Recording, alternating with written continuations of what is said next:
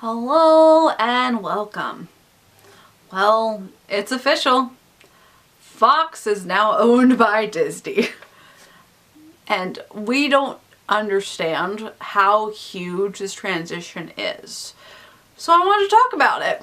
20th Century Fox was finally purchased from Walt Disney. We've been talking about it for a while. They have been inquiring it for a while and it's finally happened. Of course, I have been preparing for this moment a little bit by doing several reviews about it last year. Because now, Anastasia is finally a Disney princess, and all those years of arguing that she wasn't, well, they're gone now, because now she is. But besides Anastasia, as well as the main reasons that we know that they wanted to buy Fox. One, to get our distributions rights back for Star Wars, because they only partially owned Star Wars up until this point. 20th Century Fox did own the distribution rights, which for a lot of the original Star Wars box sets. So now Disney's able to capitalize on that and sell you the entire Star Wars series from this point forward. They wanted X-Men, because X-Men is still owned by 20th Century Fox, but now Disney owns 20th Century Fox and they literally are taking over the world. And finally, they wanted to get Avatar, because Avatar was a 20th Century Fox property, and now we have our land in Animal Kingdom, so they want to own that money. Those three main reasons are why they went after 20th Century Fox, and we're fully aware of that. However, what I like to bring up is all the other properties they have gotten that are basically anti-Disney, and that makes me so excited.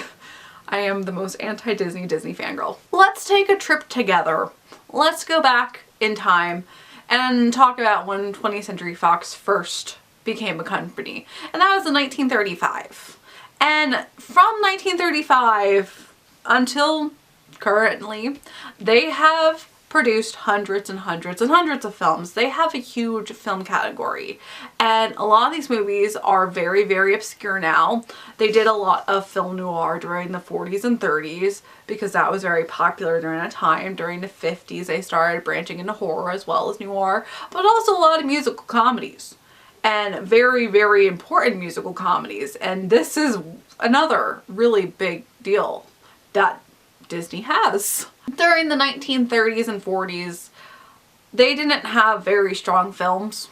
A lot of them I never recognized before, but I am intrigued by, because one of the first series that they came out with the Charlie Chan series, there's about 15 of these movies that were made between the 30s and the 40s, and I'm just very intrigued by it, because of course with Charlie Chan I think of Charlie Chaplin, and they are not related at all. Chinese proverbs say, Xing Zhong Kong Ju. I don't know what you're talking about. How many will die before Chan gets to the naked truth? But that's the only thing that stuck out to me during the 1930s and 40s. Once we get to the 40s, we do get a little bit more. We have The Mask of Zorro, which of course we've talked about before. Disney owned a Zorro television show, and they did come out with their own film back in the 1950s. But Zorro is an interesting case because Zorro as a character has been around for a very long time and has been distributed by very different companies, and they've had very different movies throughout the 20th century. And if you would like to know some more information, my review that I did about the Disney movie as well as the other histories regarding Zorro is in the description. It's not until we get into the 1950s where 20th Century Fox really becomes more of a powerhouse, and it's all thanks to Rodgers and Hammerstein.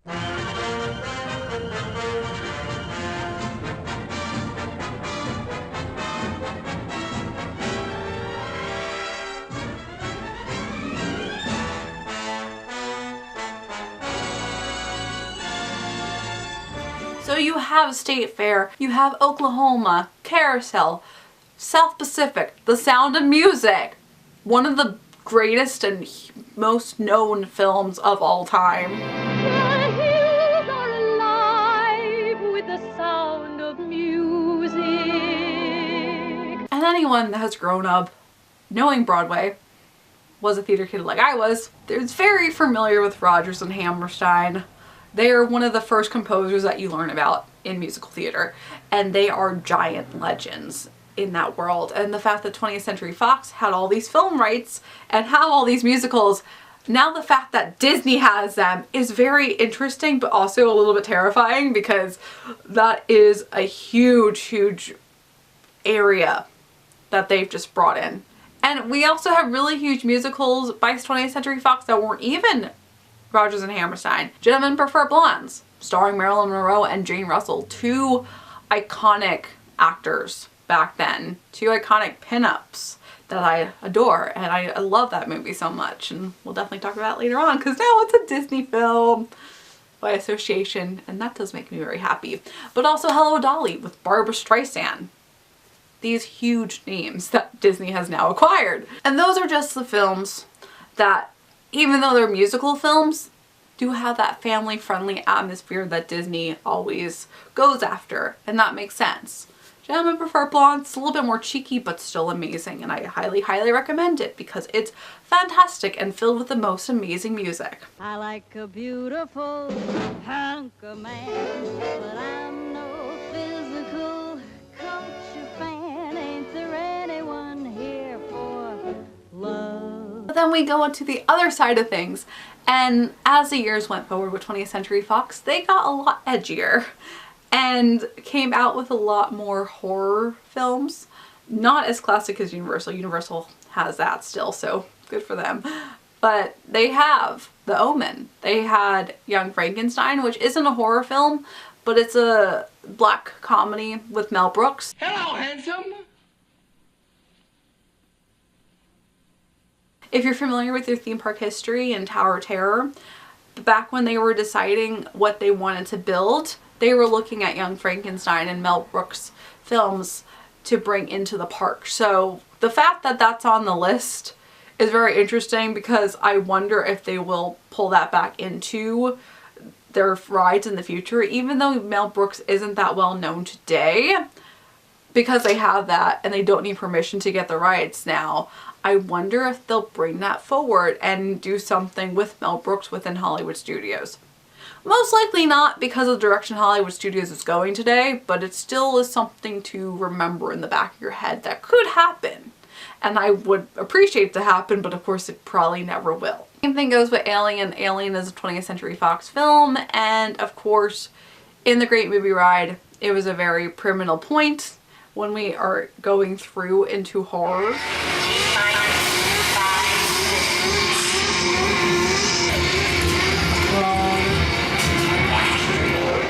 I still miss the Great Movie Ride. Always bitter about it, forever bitter. And a lot of the movies that were in the Great Movie Ride montage were also 20th Century Fox films. So the fact that they are now acquired by Disney just makes it even more interesting. Disney owns the world. And then we have movies, most recently, that were made within the last 20 years or so that are also powerhouse films. And really funny because they basically are very edgy fairy tales. We have The Princess Bride that is now going to be acquired by Disney through 20th Century Fox. Hello. My name is Inigo Montoya. You killed my father. Prepare to die. As well as Titanic. And Titanic obviously isn't a fairy tale. It is based on real history, but it has that whole romance, drama, love, King of the World. And there's also the fact that it was the highest grossing film ever created of all time before Avatar took it unfairly because of inflation. But that's a whole other argument. And both of them were by James Cameron, so he just one-upped himself. There was no competition for him. Now we also have movies like The Page Master, which apparently everyone hates on because it's one of the worst animated films made in the 90s, but I haven't seen it in a while. It doesn't look terrible. I might rewatch it again. But that was basically competition to Disney before being owned, so irony at its finest. And then finally we have my favorite category. We have our films that are super edgy, R-rated properties that basically are everything that Disney doesn't stand part of. And yes, we do have our adult category for Disney films with touch-in pictures, and we talked about a lot because they wanted to be able to branch out and be able to cater to more adult audiences compared to just family audiences. And so yeah, I understand that this category for all of these films is basically the same concept, but I just love knowing that Deadpool is a Disney princess and that Dr. Frankenfurter is a queen. It's not easy having a good time. Even smiling makes my face ache. We already talked about Rocky Horror Picture Show. It is one of my favorite films of all time. And of course I did a review on it because I just get so giddy knowing that it is now technically a part of the Disney canon. Same thing with Deadpool. And I know they just want X-Men, but guess what? You got Deadpool as part of the X-Men and that's the best thing ever. I'm gonna wait out here, okay? It's a big house. It's funny that I only ever see 2 of you. It's almost like the studio couldn't afford another X-Man. I just don't want them to ruin Deadpool in the future, and that's the one thing that scares me. But I trust that it'll be okay. Those films are more really well-known films that have a little bit of edge to them. But then we finally get some movies that are some of the worst films that were ever made. Starting off, we have Borat. And if you remember, Borat was a really huge deal in the early 2000s, mid-2000s.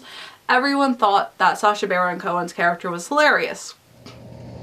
And what is it else? That's cheese. And what is it else? That's cheese. And what else? Cheese. And this here? Yes, sir. All of this is cheese. It did not age well. Technically though, we could consider Borat a Disney prince. He is international after all. I just like throwing that out there. This is also a cheese? Why do American people only eat the cheese? They don't. But finally, we have the one movie that's one of the worst movies ever made. And it was made terribly on purpose. Thanks to Tom Green, he came out with a movie called Freddy Got Fingered. And Freddy Got Fingered is legitimately the worst movie. One of the worst movies that was ever made. For your information, this is me being creative. Betty told me this is what I need to do in order to become an artist. Tom Green did go out to make a movie that was terrible and shocking, and he did that extremely well. And there are versions of it that are NC-17. Other versions have had a lot cut out of it that is rated R. But the fact that it is a 20th Century Fox film and now is acquired by Disney just makes me crack up. And I know most people aren't going to remember those films, especially Freddy Got Fingered, because it's been pushed into obscurity on purpose. But it'll be interesting to know that it is now underneath the Walt Disney Company. Of course, Disney didn't just acquire 20th Century Fox. They also acquired the rights to Fox shows and to FX shows. And we all know that Fox as a channel as well as FX are known for a lot more of their edgy comedies and dramas, and they're critically acclaimed dramas, but they go there a lot more than ABC ever would, because ABC has been owned by Disney for a long time now. And I'm really interested to see what's going to happen in this sense of the acquisition, because the films are one thing, but the TV shows and the characters are different. Because of course with Fox we have Family Guy, we have Bob's Burgers, which is tame compared to the rest of them, and The Simpsons, which of course is also tame now compared to when it first was on TV back in the 90s, but they've made fun of Disney so many times. They revamped this ride because of massive complaints from 2 people. No means no. We know now. I'm just very intrigued how it's going to play out. FX doesn't have too many original shows anymore. Focus on a couple of their really critically acclaimed shows. But American Horror Story is on FX.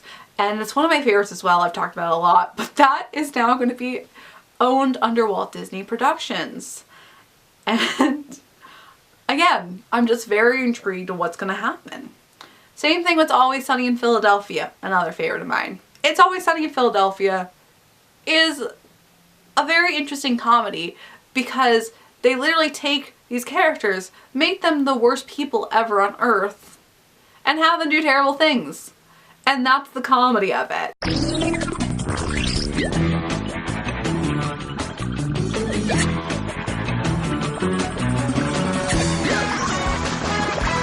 like this would never get pitched to Disney, and Disney would never allow it.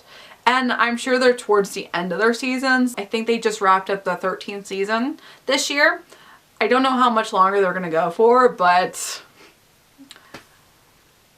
I'm just really honestly curious of what the changes are gonna happen. If they're gonna leave things be, or if they're gonna take control and maneuver things the way they want them to. Even ABC, they have their traditional comedies and everything's more in that everyone can enjoy it environment, and Fox isn't known for that. Fox is known for edgy comedies. Fox is known for shocking dramas, especially FX. FX is known for edgy. They had Nip Tuck on for how many seasons, and that was all about plastic surgery, and it went really hardcore. It's not something to worry about now because it ended in 2010, but Ryan Murphy was behind that. Ryan Murphy is still behind a lot of FX shows, so I'm curious to see if there will be some issues with creative development between Disney and Ryan Murphy. So there's a lot to talk about. This is just the beginning, but it is official, so things are going to change, and it's going to be very interesting to watch what happens. And if you are curious, I did do a playlist of all the films that I reviewed last year that are 20th Century Fox films, but now are Disney films. So if you want to give it a watch, I have the link in the description below. And I would also really love to hear what your guys' thoughts are, what you guys think was going to happen, if there's any opinions you have in regards to this whole transition and the fact that they acquired a massive company. That's the most important thing. People don't realize how massive it is. You guys can stay tuned, and as always, I hope you have a magical day, and I will see you real soon.